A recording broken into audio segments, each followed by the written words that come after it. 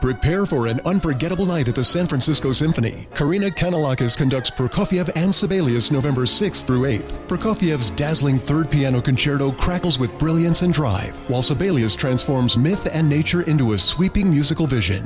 From the energy of Prokofiev to the beauty of Sibelius, this program showcases orchestral music at its most thrilling. Experience Karina Kanalakis conducting Prokofiev and Sibelius November 6th through 8th. Tickets at sfsymphony.org. Oh, and you know what? I guess we're going to do an addendum here to the podcast. I guess a part 2, because I forgot to get to the questions I asked for on X Sunday evening. Got some good ones, too. So I'm just going to dive straight into those. Go check out part 1 of the podcast. So here we go. From John Chergy, actually one of my original followers back when I literally was Bud Moonshine. JC was following me there on the fan. I think I had less than 1,000. I remember your name, John. Do I like Will Horkoff in Michigan? Well, yeah. I wrote him up pretty well. I glowed him up during rookie camp, obviously because he is a collegiate player, couldn't come to training camp, couldn't play in the preseason, couldn't play in the Prospects Challenge. So we didn't get a chance to see him after rookie camp in the first week of July, but I came away very impressed. He was rated in the 40s at the draft, and from what I saw, that was a gross underestimation of his talents. He is like 6'5". He's moving better from what I see, and Michigan has pretty good development. So, yeah, there's a lot to like there. From Dinosaur, not a question, but a consideration. This is a team that was expected to be bad and is now missing Raquel, Rutger McGroarty, 2 of their solid top 6, let alone Justin Brazeau, who'll be out day-to-day. We shouldn't reasonably expect them to be decent. Hollander and Tomasino, both in the top 6, is expectedly bad. I don't know if Hollander is bad in the top 6. We talked about in part 1, he's maybe not making a big enough impact, but he's at least holding his own. Tomasino had some moments against Winnipeg. I don't want to sell him entirely short. There's something to his game. In a sense, I get what Kyle Dubas sees. I also see that Tomasino can just vanish for a long period of time. And I don't mean for shifts, I mean for games. So, in addition to, Tomasino, yes, has some problems. I don't know if missing Ricard Raquel should wreck your team. But Dinosaur does ask, how do I feel about all of the load management and playing 4 lines pretty consistently?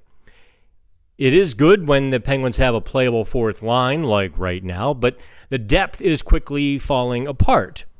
Oh, I don't know that the depth is falling apart. The 3rd lines were really good against Winnipeg. There's a pair of lines, both with after Dan Muse began juggling the lines, trying to find something to give the team a spark. Hollander, Kindle, and Koivunen, I think, had 4 high-danger scoring chances and 6 scoring chances overall without allowing any, and that was in like 4 minutes. Now, the other 3rd line, which was Novak, Kindle, and Koivunen, I think they also had 4 scoring chances in like 6 or 7 minutes and allowed 1. So that line was really good. I don't know that the depth is the problem. I do think regressing to the mean is going to be a bit of an issue with the team. Rich here says not so much the last game, but the previous 2, which would have been Minnesota-Philadelphia. Muse decided to leave power play 1 out there for nearly the duration, including in OT. I can't understand this thought process, especially when he has been diligent about spreading minutes otherwise. Maybe more of a statement as opposed to a question. No, Rich, I know what you're thinking, but don't look for problems to the solution. The Penguins' power play is bubbling between like 5th and 1st in the league. they get a power play goal, they're back to first. If they miss, they're back to fifth. Let's call it a 30% power play. So if Dan Muse wants to roll power play 1 out there for most of 2 minutes, let him do it. It's all about the goal, not about the ice time. Dro has a question that a couple of people actually favorited and wanted me to address. That's always a good sign, right? Other people like your question. Dro says, what impact have the assistant coaches had on the team? I will tell you that assistant coaches in the Penguins organization do not talk to the media. Now, one of them is quite friendly and, walking through the hallways, say hello. And every now and then you kind of get a word or two, in the right situation. Hey, what about this? What about that? But there's not a whole lot that we get a chance to talk to the assistant coaches. So I can't necessarily give you a lot of specifics. I can tell you that the penalty kill has been really up and down. So that's, that... when it's good, they really do stack the blue line and they're aggressive. When they're not, they're just caved in. So that's Mike Stothers. Then you've got Todd Nelson on the power play. Well, look how that's doing. So I think overall, from what I see, there's a lot of assistant coaches, by the way. In addition to Stothers and Nelson, you also have Nick Bonino. Andy Chiodo is around quite a bit. Rich Kloon is, right there with him. So they really have 6 guys, kind of just always around the bench, always around the team, coaching up and so on and so forth. So I can't speak to all of their impacts. I do think it was intentional, Dro, to have that many coaches because, like Nick Bonino, he will go on the ice, he grabs Ben Kindle, and they go work on faceoffs. They'll just knock out 100, and Kindle is just bringing him back, pulling the puck back, pulling it back, and that's what he's working on that day. Or he's working on taking it to the wall, to his left, and they just do that in like fast repetition almost every day. Those are the things I think the assistant coaches are doing. So I wish I had a better answer, but I hope that helps a little bit. The assistant coaches will be defined by the special teams and I think a little bit by the progression of some of the rookies, although I don't think, I suppose... I guess we'll leave it at that. Prepare for an unforgettable night at the San Francisco Symphony. Karina Kanalakis conducts Prokofiev and Sibelius November 6th through 8th. Prokofiev's dazzling third piano concerto crackles with brilliance and drive, while Sibelius transforms myth and nature into a sweeping musical vision. From the energy of Prokofiev to the beauty of Sibelius, this program showcases orchestral music at its most thrilling. Experience Karina Kanalakis conducting Prokofiev and Sibelius November 6th through 8th. Tickets at sfsymphony.org. And is that the last one already? Oh no, here's Anthony. This is the one I wanted to get to as well. What's the biggest improvement Erik Karlsson has made this season under Dan Muse? Boy, that's a really good sort of question there. Boy, where to begin on that one? Erik Karlsson is playing a responsible game. I tend to think that's more motivation, not Dan Muse's system. He is playing fast. He's playing with the puck. I think the small group puck support suits him because his posse is flying with him in the flying V. And what I mean by that is he's not making these big stretch passes where he lets go of the puck and then has to skate 100 feet to join the play. No, he's building speed out of his own zone with the puck. Now he's in control. I think he likes that very much. Or at least he likes it better. I have asked him that question a couple of times. Like, hey, system's different. How's your game different? He hasn't wanted to get into that in any great detail. I understand, because he is smart enough to know whatever he says can and will be used against him or somebody else. The closest thing he did was, he said, well, how much he likes the puck support aspect rather than the stretch passes. I understand that. That's an obvious sort of statement that nobody can get mad at. So he can say that. I also think there is a motivational factor. Look, he wants to play in the Olympics. He's not stupid.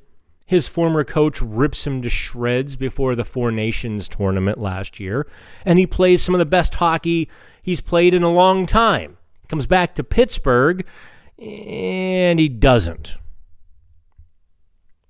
He knows people saw that. Erik Karlsson is one of the smartest guys in that room, or most aware. Maybe he's self-aware. Even as he got ripped a little bit last year for saying, "Yeah, I played great. What of it?" He knew. He just wasn't going to give the media the satisfaction of kicking himself in front of everybody. What else is Erik Karlsson doing differently? The power play is about 10 times faster.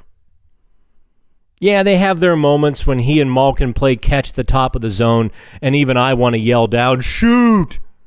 They got their moments.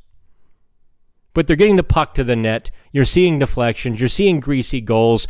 That goal that Sidney Crosby technically scored on Saturday against Winnipeg, that goal cracked me up because that was Erik Karlsson's goal. I saw it before it happened. I saw Karlsson's eyes. I could see his head looking exactly what to do. I could see Sidney Crosby sort of straighten up, knowing what was coming. Those two were like talking to each other telepathically even before the puck got to Karlsson, and I saw Karlsson do it. I'm like, oh no. I mean, Karlsson let loose a slap shot. I'm not talking an 85 mile an hour, get it to the net sort of clapper. I'm talking about get the wood off the ice and drive your weight through it for all you're worth and blast it to the net. Except he didn't blast it to the net. Nope. Erik Karlsson shot it at Sidney Crosby. And Crosby knew it was coming and used his body to... I don't know if Crosby actually got the stick on it or just his body. It all happened so quick, but I saw it coming. I'm like, and even I kind of sat up like, he's going to do it. He did it. The power play points and the power play success isn't just a statistical, isn't just ink on a score sheet. It's confidence. It's camaraderie. It's feeling good. It's feeling better. And I think all of those things I've just enumerated begin to give Erik Karlsson momentum. They give you the feel-goods. And when you got the feel-goods, you play better. So he is playing better because in addition to all of the things I've just talked about, he actually is getting back in the defensive zone. He's never going to rattle a guy off the glass. That's not his game. And good Lord, he doesn't weigh enough where it would hurt. But what he does, Mike Sullivan, I thought, had the best description of Erik Karlsson in the D zone when he said, he's hockey strong. Watch the little plays Erik Karlsson will make just around the scrum or, the wall plays. Watch him just turn a guy. Just a little boop.